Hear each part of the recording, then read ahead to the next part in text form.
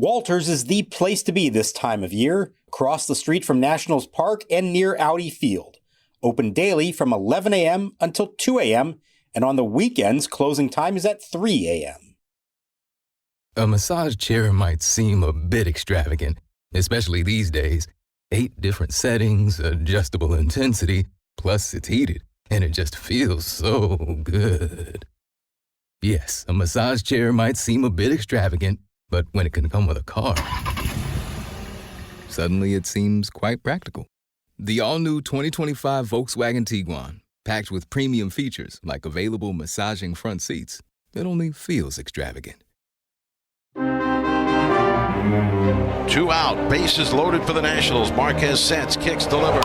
Swinging a line drive. Oh, a diving catch to his left by Orlando Arcia. Down on his back, helped up by the shortstop Ritter.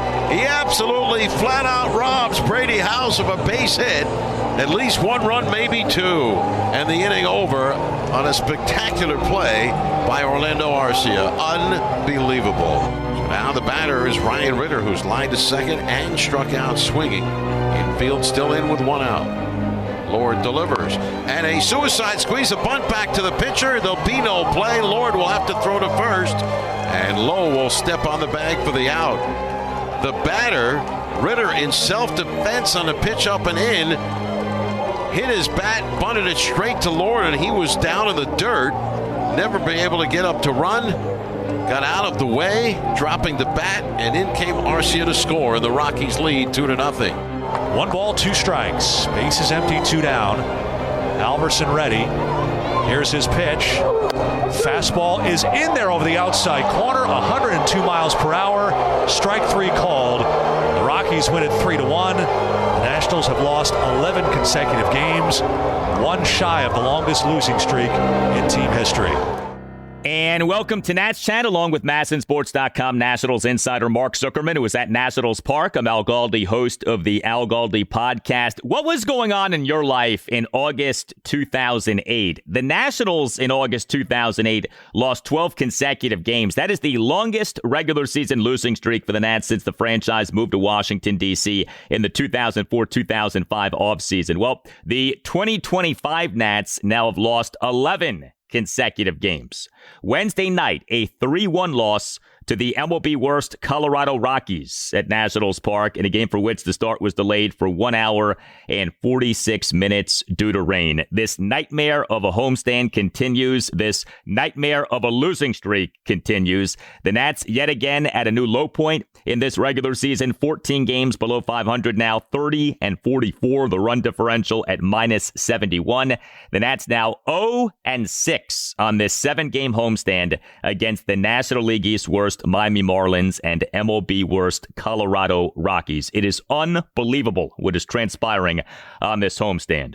This installment of Nats Chat brought to us by the DC Grays, part of the Cal Ripken Summer Collegiate Baseball League. The DC Grays are playing their games this season at Woodbridge High School in Northern Virginia. To donate and learn more about the Grays, visit dcgrays.com. Coming up later in the show, part 1 of a conversation that our own Tim Shovers had with the great Bob Kendrick, president of the Negro Leagues Baseball Museum in Kansas City. The conversation is about Cool Papa Bell. Wednesday night was a Negro Leagues night at Nationals Park. And also coming up later in the show, reaction to what Nats president of baseball operations and general manager Mike Rizzo said on Wednesday morning.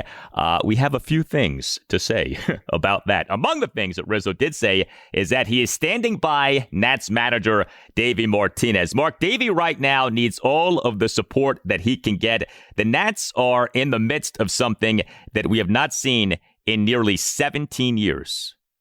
Yeah, Al, I was just trying to think back myself to August of 2008. I was covering the team at that time for the Washington Times. Manny Acta was the manager. That was a team in 2008 that opened the new ballpark and came into that, at least according to Jim Bowden at the time, talking about ready to take a big step forward. He said, I remember in spring training, he said, I believe this team's ready to win more games than we lose. They had signed guys like Paul Aduca. He had traded for Lastings Millage. Ryan Zimmerman homered on opening night at the ballpark. There was a lot of good feeling about it. And what wound up happening, they lost 102 games. It was a disaster. of a season. Now, Manny Acta didn't get fired that year. He did get fired the following summer during the All-Star break. Some similarities, some differences. The crazy similarity, they lost Game 10 of that losing streak to the Colorado Rockies. They lost Game 10 and now Game 11 of this losing streak to the Colorado Rockies with a chance of getting to number 12 on Thursday against the same team. And the homestand that we said was maybe the opportunity for them to fatten up. Oh my, they are 0-6 with a chance of going 0-7 against the Marlins and Rockies.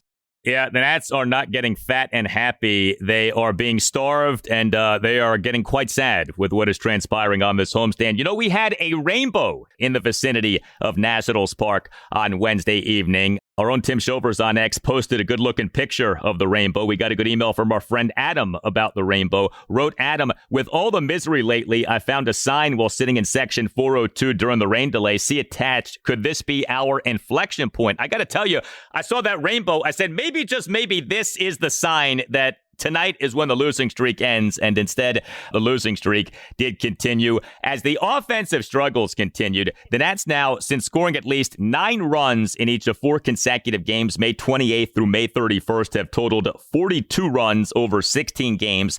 The Nats on Wednesday night, 1 run, 7 hits, 3 walks, 1 for 10 with runners in scoring position. The 7 hits, a double, and 6 singles. Now, the Nats in this game did hit some balls hard. There was some bad, shall we say, puck luck in this game.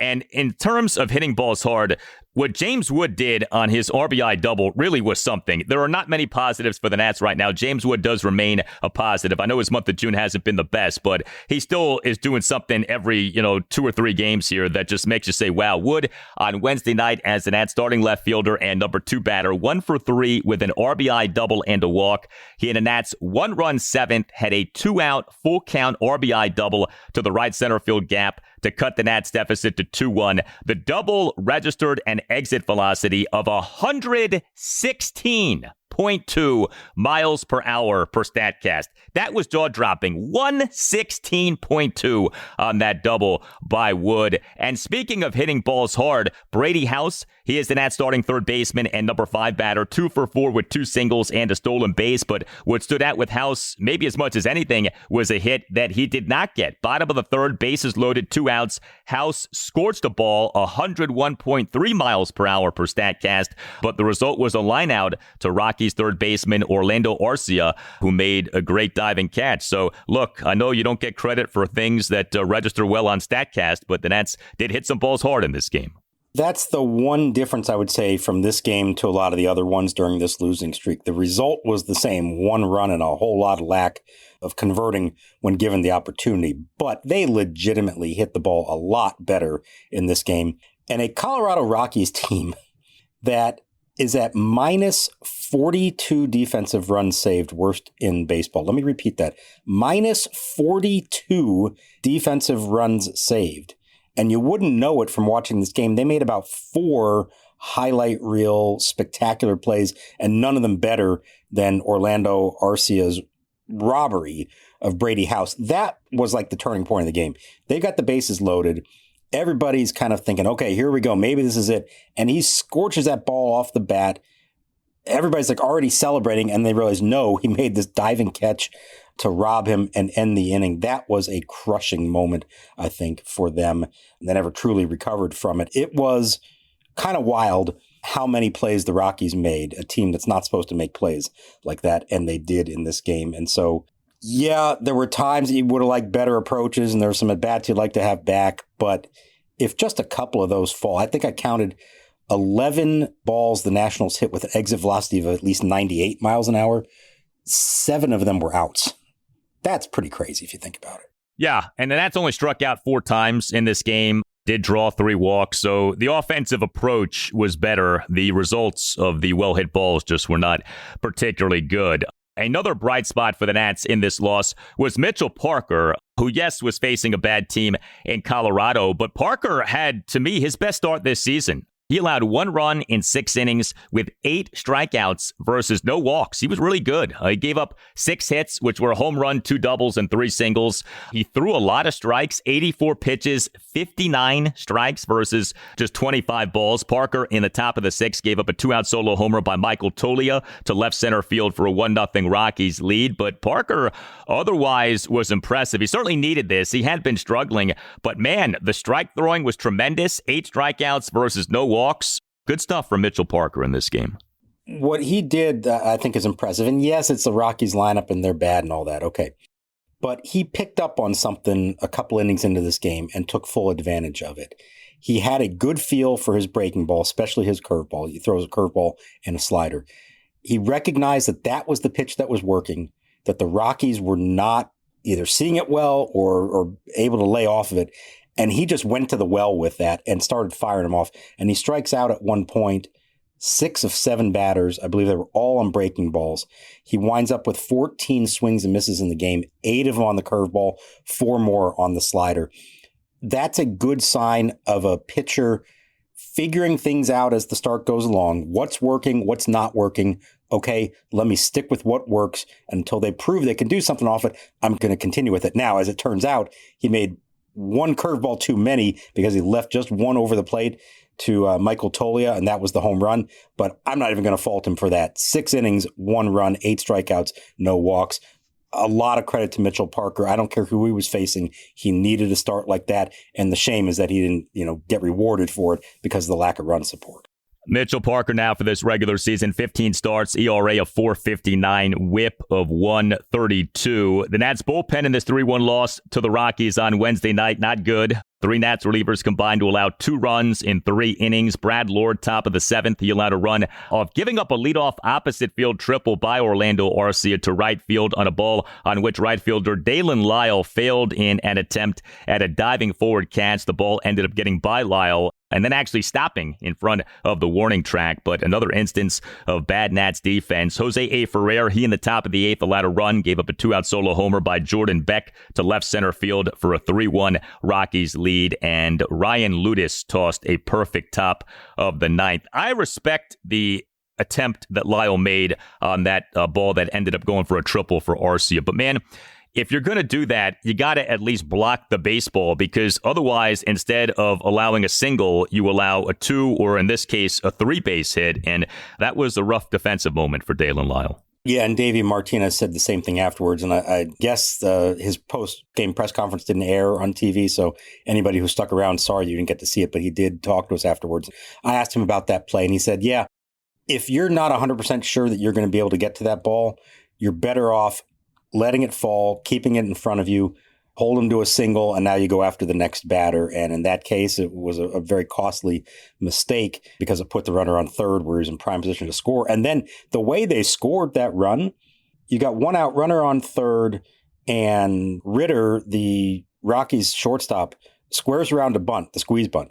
Brad Lord basically threw that pitch at his face, which is like kind of what you want to do. If you're suspecting a bunt, you want to put him in a bad spot, high and tight, where he's going to have a hard time getting it down. And somehow, maybe it was self-defense, he still got the bunt down.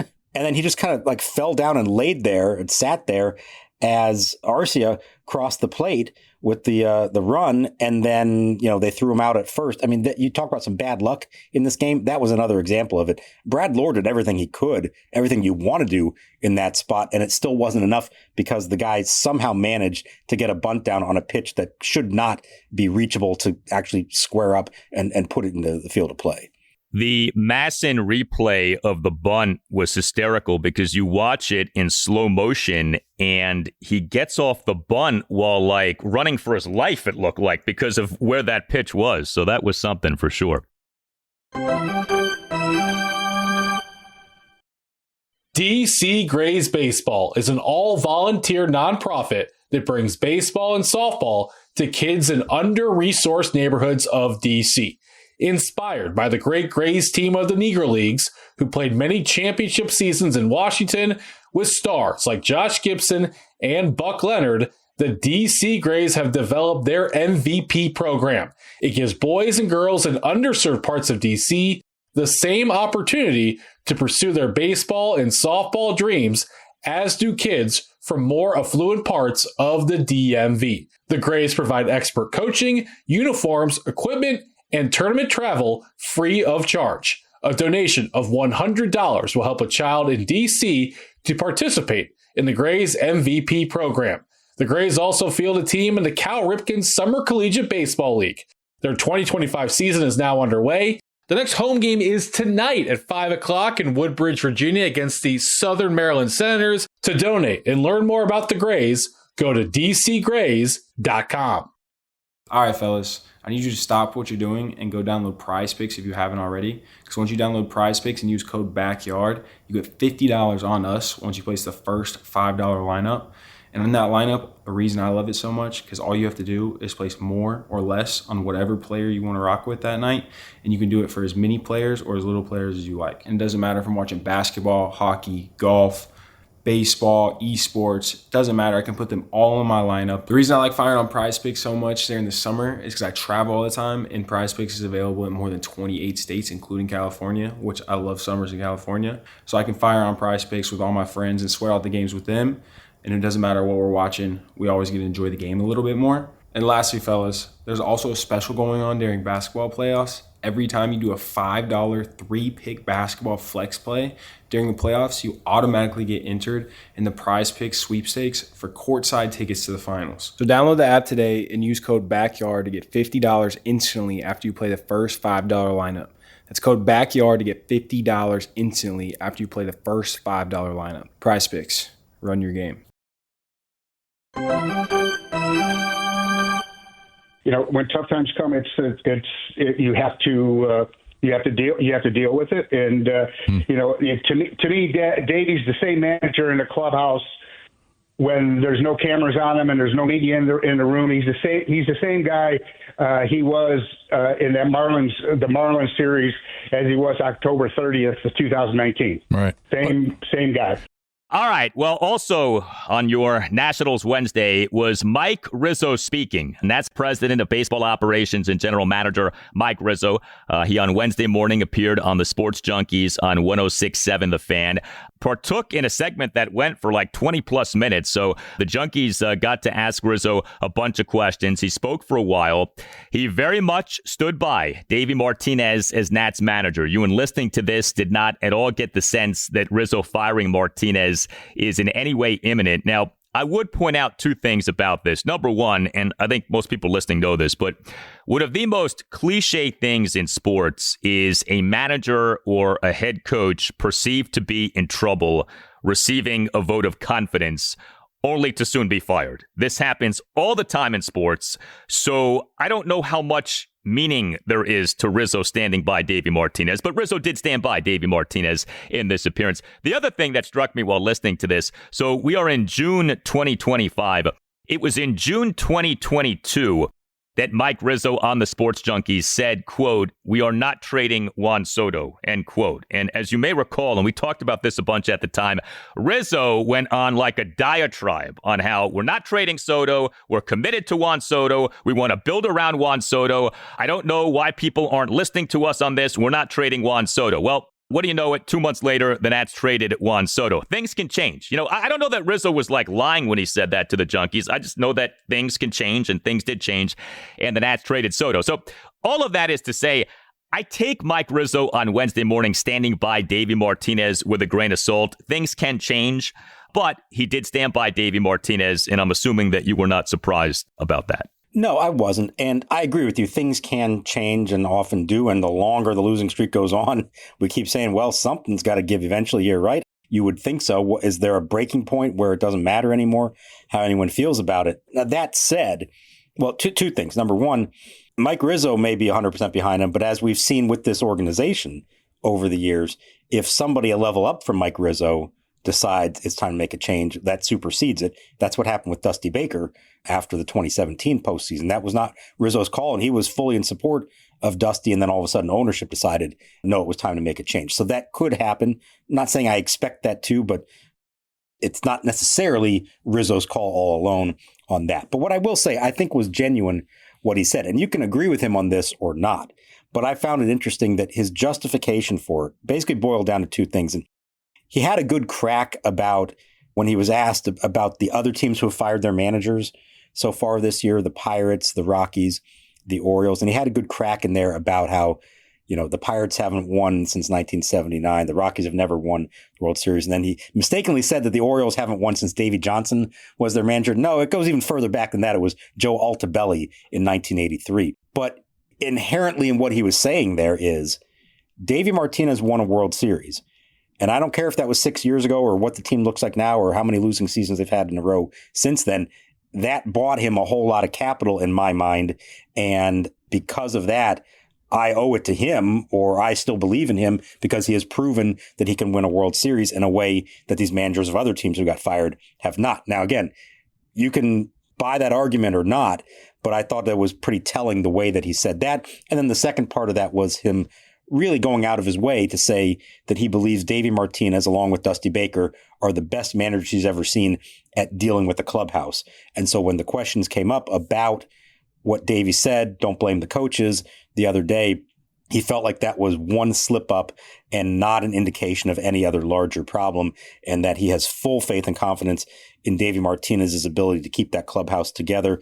We've talked over the years about why I do think for the most part that is true. This was one slip up that didn't sit well. So I came out of that believing that what Rizzo said, that he truly believes all that himself and that those are his justifications for it. Again, they keep losing, all bets are off, and it may not even be Rizzo's decision in the end to make. But I walked away from that, thinking to myself, okay, I'm not quite as on high alert as I may have been the night before. I thought that Rizzo addressed the Davey Martinez, it's never on the coach's comments quite well. And Rizzo said what I wish Davey Martinez would have said, which is we all need to be better. Rizzo said that. Players need to be better. Davey Martinez needs to be better. I need to be better. Rizzo said that. That was leadership. That was good to hear. I got to say this. I did not love the crack about, the Pirates haven't won a World Series since 79 and the Orioles haven't won a World Series since, and he screwed up like you said, but, 1983 would be the year. The Rockies have never won a World Series. Your ball club is in the midst of a 10-game losing streak and is in the midst of a rebuild that isn't working. You shouldn't be making fun of any other teams, okay? Like, that to me was not a good look, Rizzo doing that. And I don't think that he meant harm by that, but I did not think that came off well. Your team right now is in a rut. I just don't think now is the time to be poking fun at the lack of success of other teams. But nothing, shall we say, puzzled me more from Mike Rizzo in this interview than him saying that the Nats rebuild started with the Juan Soto trade. So the Juan Soto trade, the Nats trading outfielder Juan Soto and first baseman Josh Bell, that was on August 2nd, 2022. Mike Rizzo, during this interview with the Sports Junkies, literally said that he considers that the start of the Nats rebuild. Now, if you listen to the audio, the rebuild, in my mind, didn't start till we traded Juan Soto in July of 2022.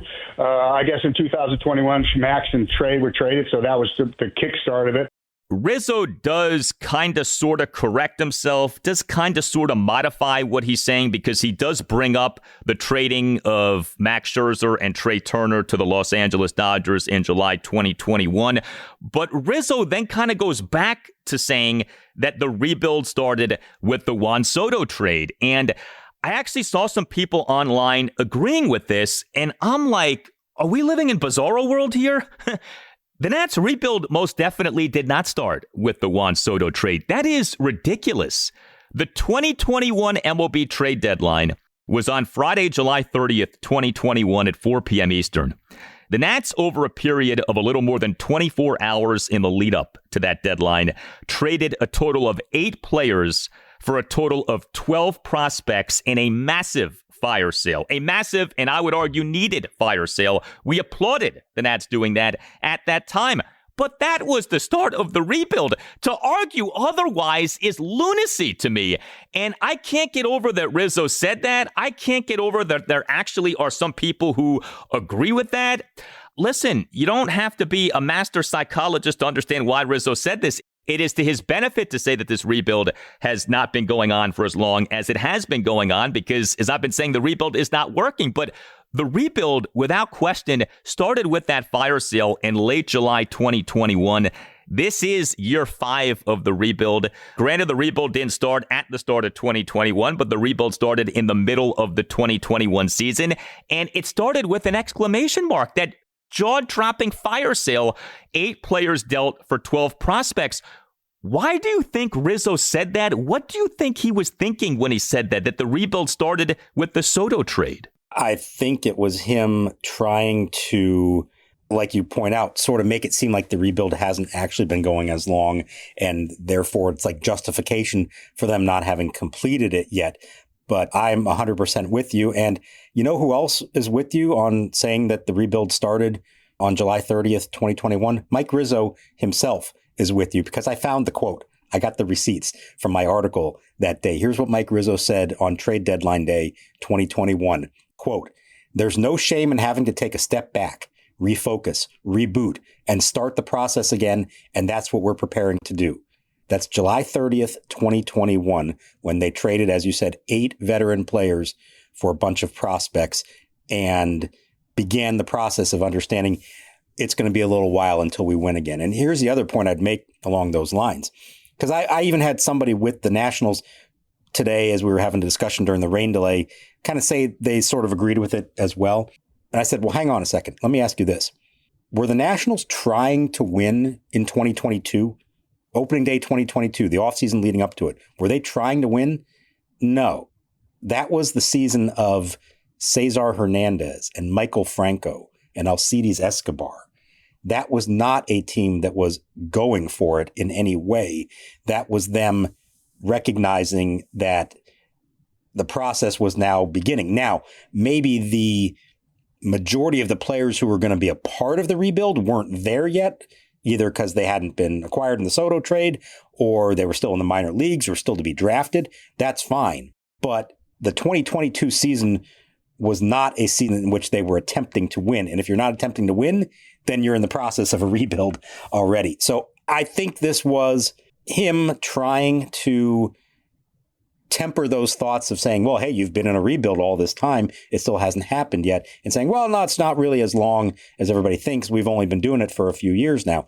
No, I don't think so. And I also remember him saying, and I couldn't find the direct quote, but I think we talked about it at the time as well, when he said that he believed that they were better equipped, in a better position to win sooner on this rebuild when it started than they were the last time in 2009. They had more in place, more young talent already here than they had back then. So that was another admission on his part, trying to make it sound at the time like he believed this was going to be a shorter rebuild than most people hoped it would be. Now, it hasn't worked out that way, as we've discussed. And maybe it does take longer in the end. Maybe they don't even get there at all in the end. But in my mind, the rebuild is approaching 4 years old.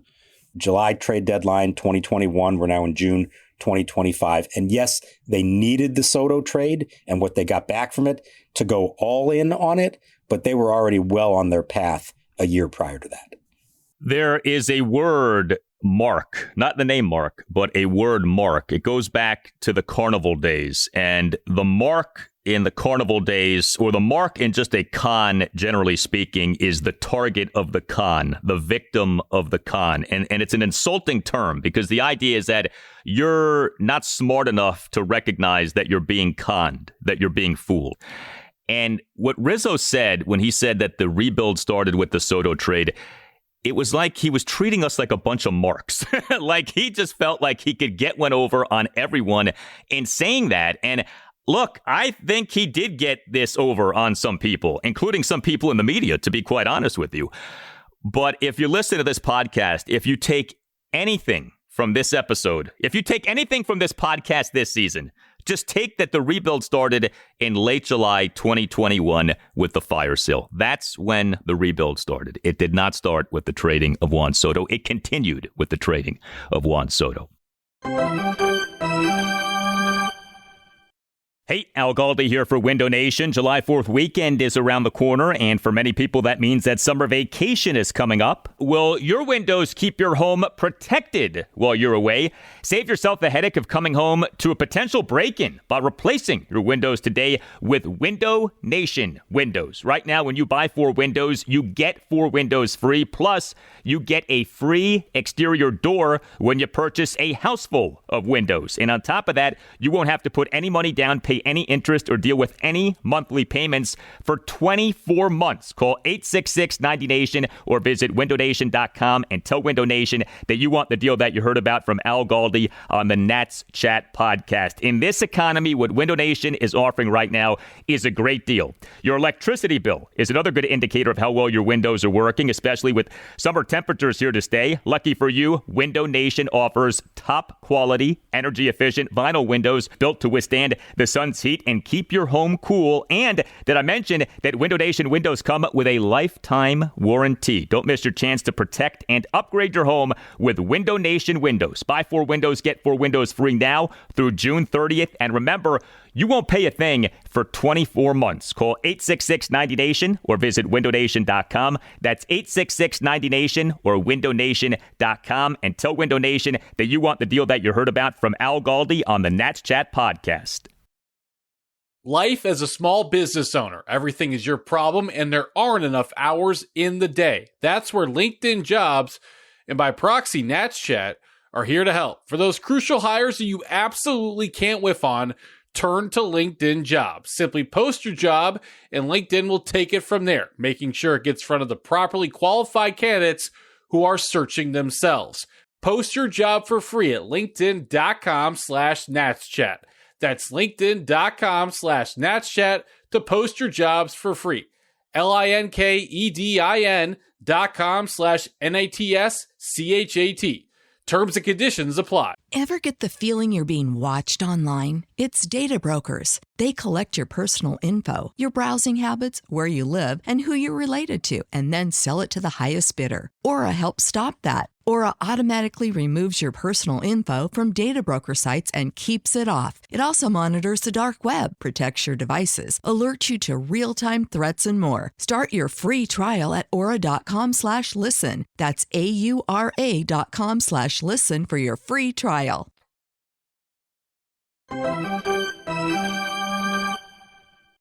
Back to the left fielder, right-handed hitter. Wiggling the bat behind his ear as Parker throws. And a fastball line drive caught by a leaping shortstop, Abrams. He climbs the ladder and robs Beck of a base hit for out number 2. He thought about throwing to second, but Freeman got back. Heck of a play by Abrams, levitating to grab the second out of the inning. All right, Game 4 for the Nats against the Rockies at Nationals Park, Thursday afternoon at 1:05. Trevor Williams will be the Nats starting pitcher. I can't believe we're saying this, but the Nats will try to avoid a 4-game sweep at the hands of the lowly Rockies. This installment of Nats Chat brought to us by the DC Grays, part of the Cal Ripken Summer Collegiate Baseball League. The Grays are playing their games this season at Woodbridge High School in Northern Virginia. To donate and learn more about the Grays, visit dcgrays.com. You tell us what you think. Hit us up on X at Nats_chat. You can hit us up on Blue Sky at Nats Chat Podcast. You can email the show, natschatpodcast@gmail.com.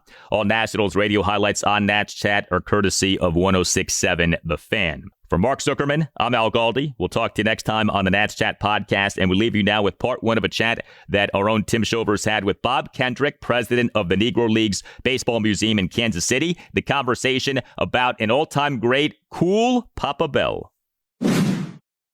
Pleased to welcome on for the 5th consecutive summer, Bob Kendrick, president of the Negro Leagues Baseball Museum in Kansas City, Missouri. This is year 5 of this podcast, and Bob has joined us each year to shine a spotlight on some of the Negro League legends and give our listeners an opportunity to learn more about them. We've done Josh Gibson, Ray Brown, Oscar Charleston, and Mamie Peanut Johnson. This year, Cool Papa Bell. Bob, thank you for joining us. And off the top here, did you know that earlier this month, this is fresh news, in Northeast Washington, D.C., the city unveiled Mamie Peanut Johnson Plaza? I am absolutely thrilled. I'd heard about the fact that they were going to name the plaza for Mamie. And that level of recognition means so much. Every time that a Negro Leaguer is honored in any way is significant, but this is tremendously significant. I tip my cap to all of those who were involved in helping name that plaza. I've been over in that area before on some of my trips to DC, particularly to see my friends over at Sirius XM Radio, where we do the podcast Black Diamonds. And so this is a tremendous honor.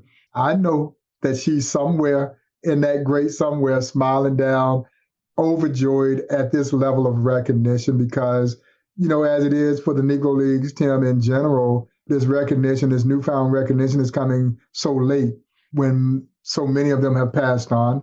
But for their families, for those of us who are fans of the Negro Leagues, this is always meaningful. So we carry it as a badge of honor, and I embrace it. I had the opportunity to speak at Mamie Johnson's funeral services there in DC in 2017.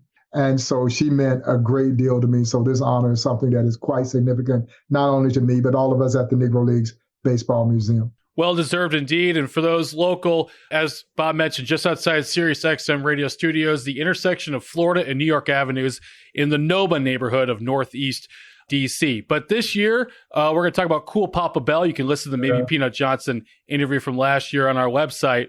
He played from 1922 to 1946. But Bob, what's the main thing, the one takeaway? If someone takes one thing away from this podcast, what's the main thing to know about Cool Papa Bell? That he was the fastest man to ever play this game, or as I like to say, faster than the speed of light, because the legendary Leroy Satchel Paige would say of Cool that he was so fast he could walk in a room, turn off the light, get in bed, pull up the covers before the room went dark. And Tim, that is a true story. And I tell people, you don't have to fictionalize the speed of Cool Papa Bell, but that is a true story. Satchel and Cool were teammates on some great teams, including the 1935 Pittsburgh Crawfords, some believed to be the greatest baseball team ever assembled. They had 5 future Hall of Famers playing in their prime at the same time. They had Satchel, Cool Papa, Judy Johnson, Oscar Charleston, and of course, a young phenom by the name of Josh Gibson. Now, Satchel didn't stay with the team the entire year because he had some contract squabbles, but that was a dynamite team. Well, when they traveled, Satchel and Cool were oftentimes roommates. So in this particular instance, old Cool gets to the hotel room before Satchel does.